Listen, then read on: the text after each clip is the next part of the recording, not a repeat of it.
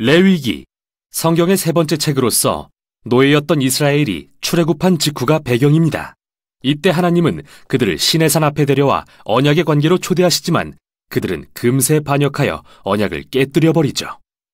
자신의 영광스러운 임재가 이스라엘 가운데 거하길 원하신 하나님은 성막의 형태로 와주셨는데 그들의 죄로 인해 이 관계는 손상되고 맙니다. 그래서 출애굽기 끝부분에 모세가 이스라엘을 대표하여 하나님이 임재하시는 회막으로 들어갈 수조차 없었던 거죠. 레위기는 이런 근본적인 문제를 상기시키며 시작합니다. 여호와께서 회막으로부터 모세를 부르시되 과연 죄와 이기심으로 가득한 이스라엘이 어떻게 거룩하신 하나님과 화해할 수 있을까요? 이 책에 방법이 있습니다. 자비로운 하나님이 죄로 물든 타락한 백성에게 거룩한 임재 안에 살 방법을 알려주시거든요. 여기서 잠시 하나님은 거룩하시다라는 정말 중요한 개념을 살펴보죠.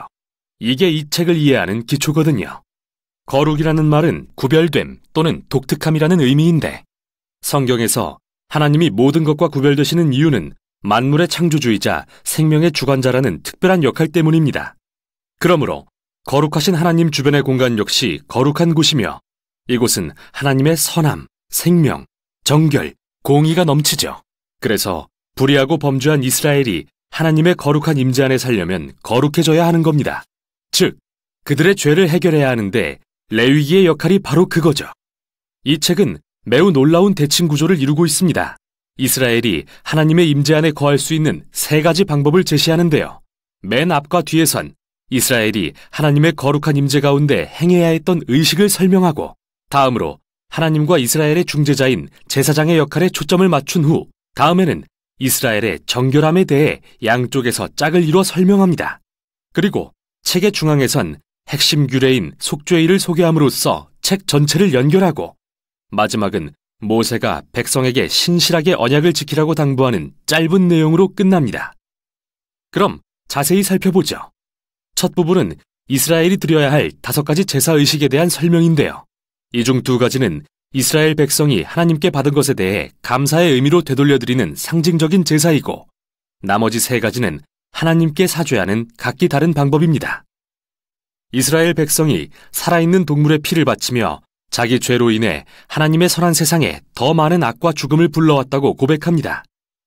그러나 그를 멸하는 대신 용서하길 원하시는 하나님은 상징적으로 동물을 죽게 함으로써 인간을 속죄하십니다. 즉, 죄를 덮어주시는 거죠. 이스라엘 민족은 이러한 제사의식을 통해 하나님의 은혜와 공의, 그리고 악의 심각성과 결과를 항상 기억했던 겁니다. 의식에 대한 2번째 부분은 이스라엘의 7절기에 대한 건데요. 각 절기는 하나님께서 이집트 노예였던 이들을 어떻게 구하시고 광야로 이끌어 약속의 땅까지 인도하셨는지 이야기합니다. 이스라엘은 이 절기들을 정기적으로 기리며 자신들이 누구고 그들에게 하나님이 누구신지를 기억했습니다. 이제 이스라엘의 제사장에 대한 내용입니다. 아론과 그의 아들들이 처음으로 이스라엘을 대신해 하나님의 임재에 나아가도록 위임을 받고 맞은편에선 제사장이 갖춰야 할 자격에 대해 설명합니다. 제사장은 최고 수준의 도덕성과 의식적 거룩함을 요구받았는데 이는 그들이 하나님 앞에서는 백성을, 백성 앞에서는 하나님을 대표했기 때문이죠. 제사장의 거룩함이 왜 그리 중요한지 살펴보기 위해 앞부분 아론 가족의 위임식 직후로 돌아와 보겠습니다. 그의 2 아들은 하나님의 임재 가운데 지켜야 할 규례를 어긴 벌로 하나님의 거룩한 불에 삼켜 그 자리에서 죽고 마는데요. 하나님의 거룩한 임재 안에 사는 삶에 무시무시한 역설이 아닐 수 없습니다. 그의 거룩하심은 순전한 선이기에 이를 거역하고 모욕하는 자는 위험에 처하게 되기 때문이죠. 그래서 이토록 이스라엘의 제사장과 온 이스라엘 백성의 거룩함이 중요한 건데요. 다음 내용이 이에 대한 설명입니다. 11장부터 15장은 온 이스라엘 백성에게 요구되는 정결 의식을, 18장부터 20장은 도덕적 정결에 대해 설명합니다. 정함과 부정함의 개념에 대해 들여다보죠. 하나님은 거룩하시고 구별된 분이십니다. 그래서 그분의 임재로 들어가려면 이스라엘도 스스로를 거룩하게 해야 하는데 이를 깨끗하거나 정결한 상태라고 부릅니다. 반면 거룩하지 않으면 누구도 하나님의 임재에 접근할 수 없는데 이는 더럽거나 불결한 상태라고 합니다. 이스라엘 백성은 체액과 접촉하거나 피부병이 생기거나 곰팡이나 균을 만지거나 주검을 만짐으로써 부정해졌습니다. 이것들은 모두 죽음, 즉 생명의 상실과 관련이 있는데 여기에 중요한 상징이 담겨 있습니다. 누구라도 죽음과 접촉하면 그것이 전염되어 부정해진다는 말이죠. 죽음이 하나님의 거룩과 반대되는 이유는 그분의 본질이 생명이기 때문이고요. 그러니까 핵심은 부정함은 죄악도 아니고 잘못된 것도 아니라는 겁니다. 이런 것들과 접촉하는 건 일상에서 자연스레 일어나고 부정함도 일시적일 뿐이죠. 1, 2주만 지나면 끝나니까요. 죄악이고 잘못된 것은 바로 이러한 죽음과 부정의 상징들을 몸에 지닌 채 하나님의 임재로 나아가는 겁니다. 그러진 말아야겠죠. 마지막으로 먹으면 부정해지는 동물도 있었는데요. 여기서 유대인의 음식법 코셔가 등장했습니다. 왜 특정 동물을 부정하다고 금하셨는지에 대해서는 의견이 분분합니다. 위생적 차원이다, 문화적 금기다 등 명확한 설명은 없지만 기본적인 요지는 분명한데요. 이처럼 세밀한 문화적 상징을 통해서 이스라엘 백성은 하나님의 거룩하심이 삶의 모든 영역에 영향을 미친다는 걸 기억할 수 있었던 겁니다. 여기에 대칭되는 부분이 이스라엘의 도덕적 정결인데요. 하나님은 이스라엘에게 가나안 민족과 다르게 살라고 요구하셨습니다. 가난한 자를 지나치지 말고 돌봐야 하며 성적으로 매우 순결해야 하며 사회 전반에 정의를 실현해야 한다고 하셨죠. 그리고 책의 중앙에는 이스라엘의 절기인 속죄일이 자세히 소개되는데요.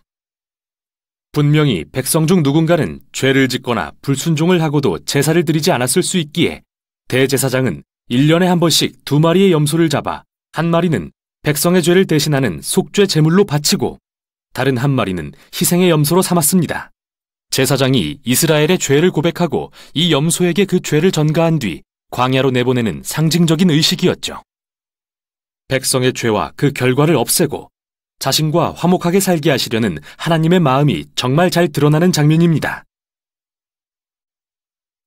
레위기는 모세가 이스라엘에게 언약을 신실하게 지키라고 당부하면서 끝을 맺는데요. 너희가 하나님이 주시는 평화와 풍요의 복을 누리려면 이 모든 율법을 지켜야 한다. 그러나 불순종하여 하나님의 거룩을 더럽히면 그게 재앙, 곧 아브라함에게 약속하신 땅에서 추방될 것이라는 경고였죠. 레위기가 성경 전체에서 어떤 역할을 하는지 알고 싶으신가요? 그럼 다음 책인 민수기의 첫 문장을 보십시오.